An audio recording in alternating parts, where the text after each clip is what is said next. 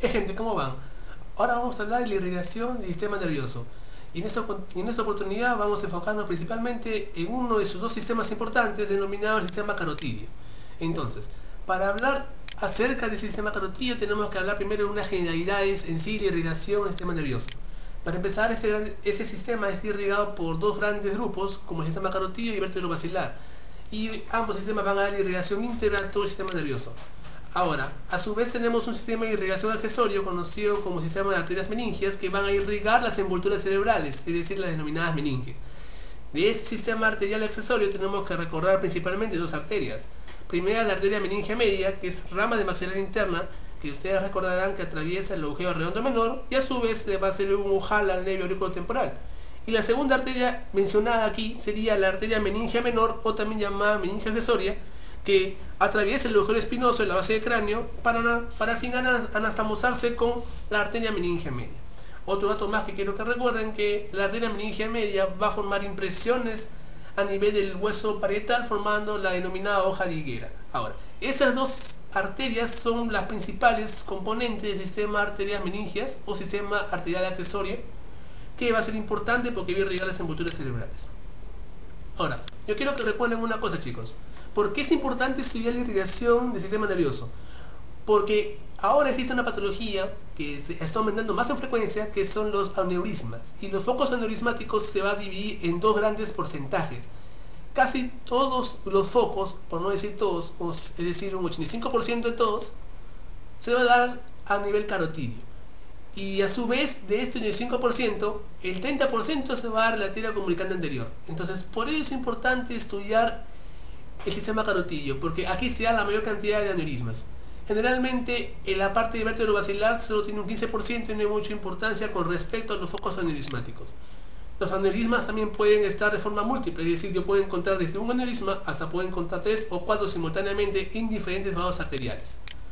Y tenemos que recordar las ramas y el territorio de las charlas del día de hoy, porque va a derivar de ahí la clínica que nuestro paciente puede presentar. ¿Qué es un aneurisma? Viene a ser una debilidad en la pared arterial de causa múltiple, puede ser de causa, por ejemplo, degenerativa, puede ser por una infección bacteriana, etcétera. O sea, por múltiples causas en las cuales pueden debilitar la pared arterial, y esa pared debilitada no va a soportar las grandes tensiones que existen en estos vasos y por lo tanto puede colapsar. Previamente se infla como un globo hasta llegar a un límite y colapsa. Ahora, ¿por qué es importante eso? Porque al colapsar puede ocasionar una gran hemorragia, principalmente una hemorragia de tipo subarachnoidea, en el cual se manifiesta con una cefalea muy intensa, la peor que haya presentado el paciente, con pérdida de conocimiento o inclusive pérdida de sensorio. Entonces es importante porque tiene una gran tasa de mortalidad y tenemos que detectarla a tiempo. Ahora, aquí tenemos un esquema en el cual nos va a representar ambos sistemas. Primero acá tenemos que hablar del sistema vértebro-basilar, y aquí tenemos que en el esquema aquí vamos a mencionar la arteria subclavia derecha. Por si acaso, todo eso que está acá viene ese tronco brachocefálico, que ustedes recordarán es rama de callado aórtico. Este tronco brachocefálico me da dos ramas, la arteria carótida común derecha y la subclavia derecha. Vale resaltar que solamente es con fines esquemáticos. La arteria subclavia derecha me da una rama ascendente en su porción preescalénica, que viene a ser la arteria vertebral, que su mayor característica va a ser que va a atravesar por los agujeros transversos a partir de la sexta vértebra cervical y va a ascender hasta llegar a la base del cráneo.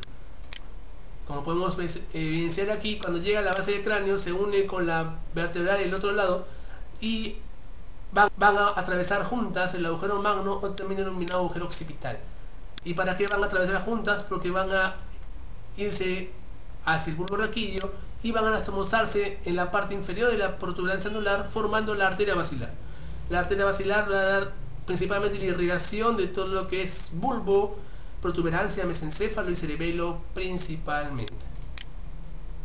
Y la rama final de esta arteria basilar, o también denominada tronco basilar, viene a ser la arteria cerebral posterior, que la vamos a ver en videos posteriores, pero quiero que recuerden que esta arteria irriga principalmente el lóbulo occipital, parte del lóbulo temporal, el mesencéfalo, como territorio de irrigación. Ahora tenemos de dirigirnos a la arteria carótida común, y esta me da dos ramas, generalmente una que va a encargarse de las arterias que van a irrigar el cuello y parte de la cabeza, que es la arteria carótida externa, y otra rama que va ascendiendo hacia pasar intracranealmente, que se llama la arteria carótida interna. Esa arteria carótida interna tiene múltiples porciones que la vamos a ver a continuación, y va a ser la arteria principal que me va a originar la irrigación del cerebro. Por ejemplo, aquí tenemos sus dos ramas finales, que son la arteria cerebral media o arteria sylviana y la arteria cerebral anterior. Ahora enfocándonos solamente en lo que es el sistema carotídeo, tenemos que mencionar a la carótida interna, que es la principal de ese sistema, por no decir la única. Principalmente, ¿dónde se origina la carótida interna? A nivel de C4. ¿Y por qué? Nosotros recordamos que acá tenemos la arteria carótida primitiva o carótida común, que a nivel de la vértebra C4 logra dividirse en sus dos ramas finales, que viene a ser la arteria carótida externa y la carótida interna.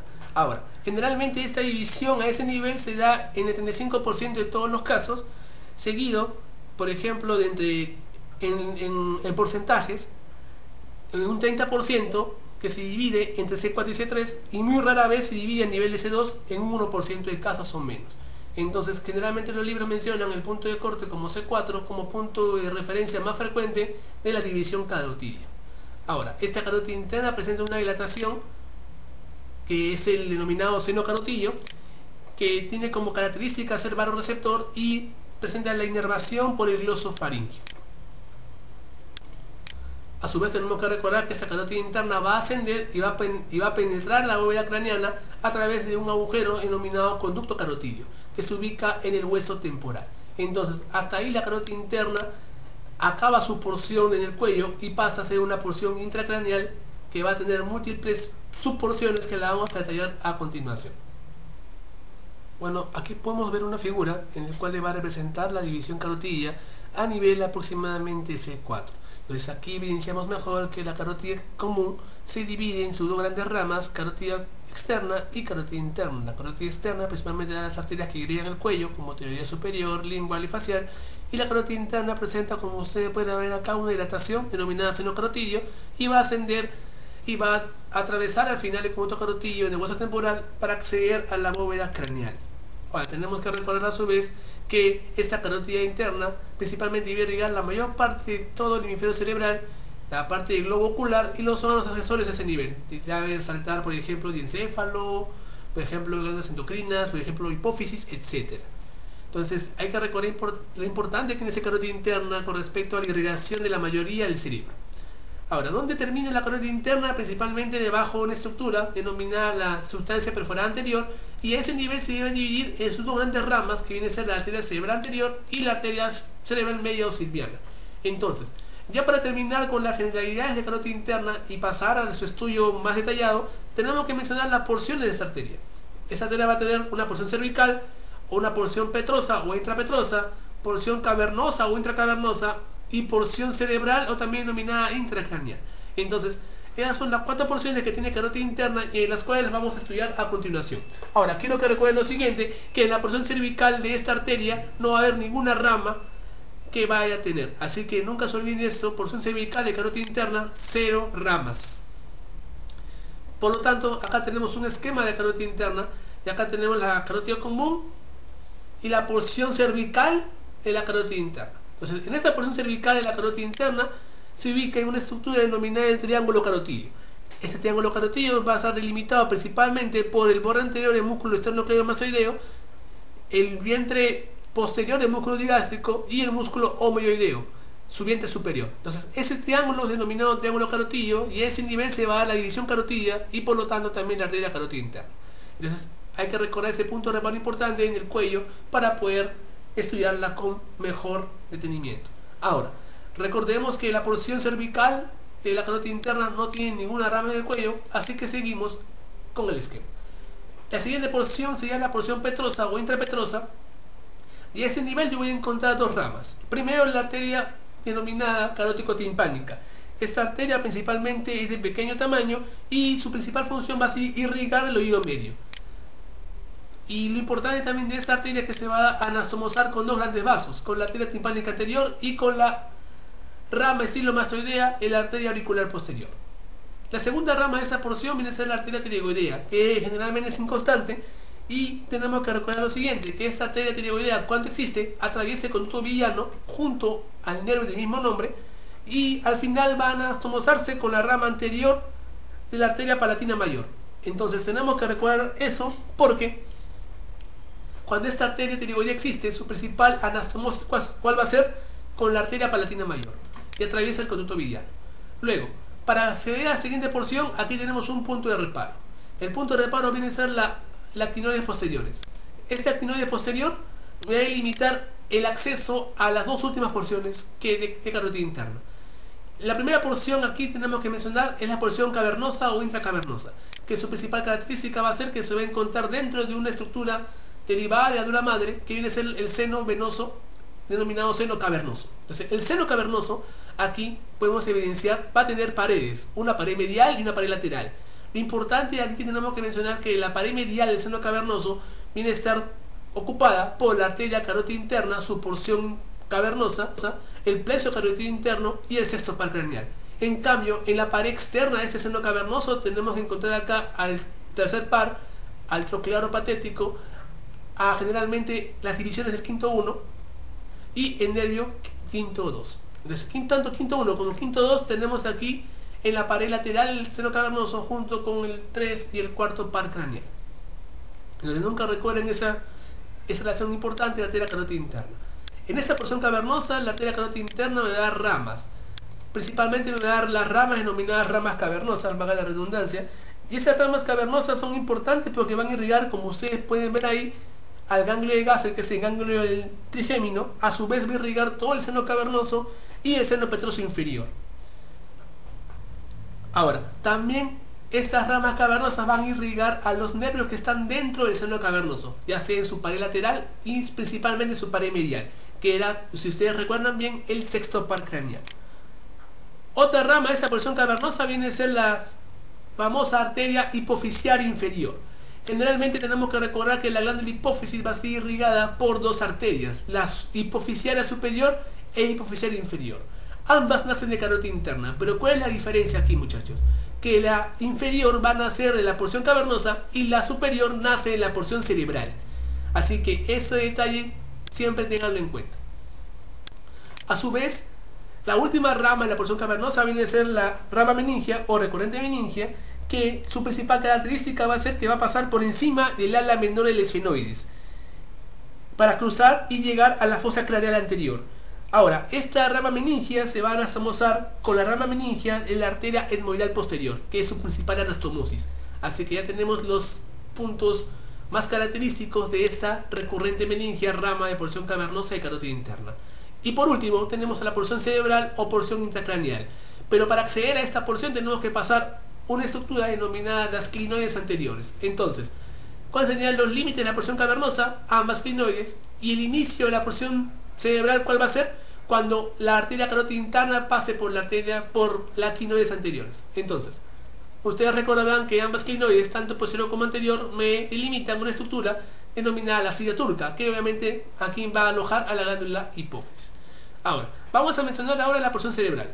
La primera rama de esta porción cerebral viene a ser la arteria oftálmica, que principalmente va a tener aproximadamente 14 ramas, que no es motivo del estudio ahorita, pero vamos a mencionar algunas, por ejemplo la arteria central de la retina, las arterias ciliares posteriores, etc. Entonces todo ese estudio lo vamos a ver en el video de cabeza, pero tenemos que recordar que la arteria oftálmica viene a ser rama de la porción cerebral de carótida interna. La segunda rama de este nivel viene a ser la arteria coroidea anterior. Esta arteria coroidea anterior, ¿cuál va a ser su punto de reparo más importante o dónde la podemos ubicar? Esta arteria se encuentra distal a la arteria comunicante posterior, que viene a ser una rama final de esta porción cerebral. Bueno, rama final en sí, la comunicante posterior, sí vamos a mencionarla, una de sus finales, pero quiero que recuerden eso, que ese reparo anatómico se encuentra distal a la arteria comunicante posterior. Ahora, a su vez tenemos que recordar que esta arteria coroidea anterior va a penetrar el asta inferior del ventrículo lateral para, obviamente, dar sus ramas que van a dar irrigación a las diferentes estructuras. Ahora, ¿cuáles van a ser las estructuras? Unas cuantas nada más, que va a irrigar la arteria coroidea anterior. Principalmente va a irrigar el cuerpo geniculado lateral. Principalmente va a irrigar también la cápsula interna, la porción retrolentricular del brazo posterior de la cápsula interna. Va a irrigar también las radiaciones ópticas, parte del núcleo rojo. También va a irrigar a su vez el locus Niger, la cintilla óptica, parte del núcleo amigdaliano, la parte posterior del putamen, en los núcleos ventrolaterales del tálamo, y obviamente también va a irrigar la parte ventral y la cola del núcleo caudal. En sí, mencionar todas las estructuras que irrigan la coroidea anterior viene a ser incansable y a su vez poco entendible, pero quiero que recuerden que principalmente esta arteria coroidea anterior va a irrigar lo que es parte de la vía visual. Y esas partes de la vía visual vienen a ser principalmente el cuerpo geniculado lateral, que viene a ser parte del metatálamo, las radiaciones ópticas que pasan por la porción retrolenticular del brazo posterior de la cápsula interna y la cintilla óptica como partes de esa vía. Eso es para finalizar con la arteria coroidea anterior. Por último dijimos que también presentaba una rama que viene a ser la arteria comunicante posterior, que me servía como punto de reparo para poder ubicar a la arteria ya mencionada hace unos instantes. La arteria comunicante posterior también me sirve como utilidad para delimitar las porciones de la arteria cerebral posterior, que es la rama final del tronco basilar. Y las dos ramas finales de esta arteria carótida interna vienen a ser dos. Una de menor calibre, que viene a ser la cerebral anterior, y una de mayor calibre, que viene a ser la cerebral media, o también llamada arteria silviana, de las cuales vamos a hablar en videos posteriores, el trayecto, la distribución y las características si estos vasos sanguíneos se encuentran obstruidos o con algún problema. Así que chicos, eso es todo por ahora, y bueno, nos vemos después. Chao.